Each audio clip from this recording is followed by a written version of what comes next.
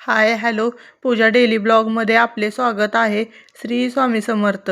रात्री बघा आप्पेचं बॅटर भिजू घातलेलं होतं. तांदूळ आणि उडदाची डाळ भिजू घातलेली मी.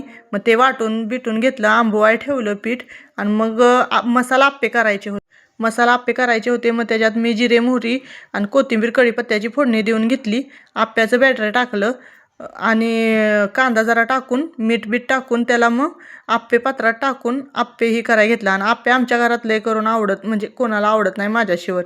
मग परत डोसा पाहिजे होता, मग डोसा करून घेतला. त्याच पिठाचा डोसा केला बघा. डोसा आवडीनं एक नंबर डोसा आवडतो इथं आमच्या घरात पोरांना.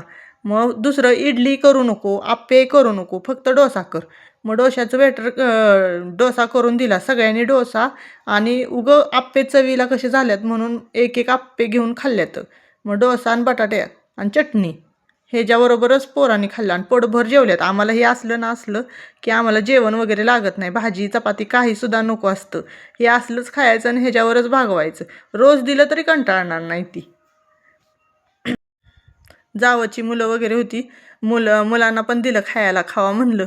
मग त्यांनी पण थोडं थोडं खाल्लं, मज्जा करत खात होती. आणि प्रक्रिया कशी देत होती बघा, छान झालंय म्हणून.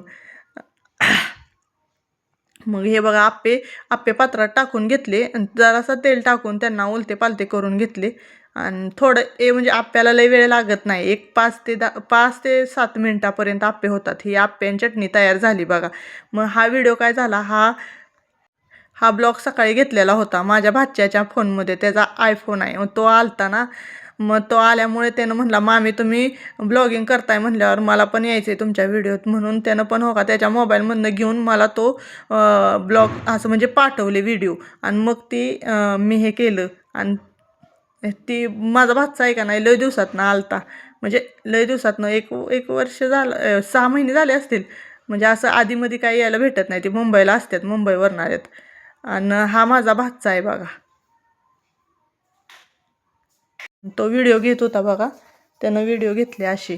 मला पण म्हणला फुलं तोडताय असं फुलं तोडताय, हिथली फुलं तोडा असं तसं म्हणायला लागलेला.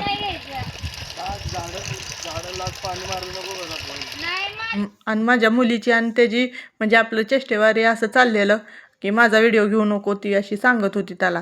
पण ती ऐकतच नव्हता.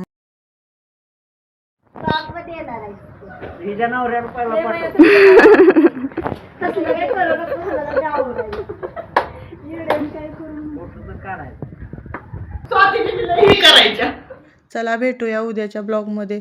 धन्यवाद. श्री स्वामी समर्थ.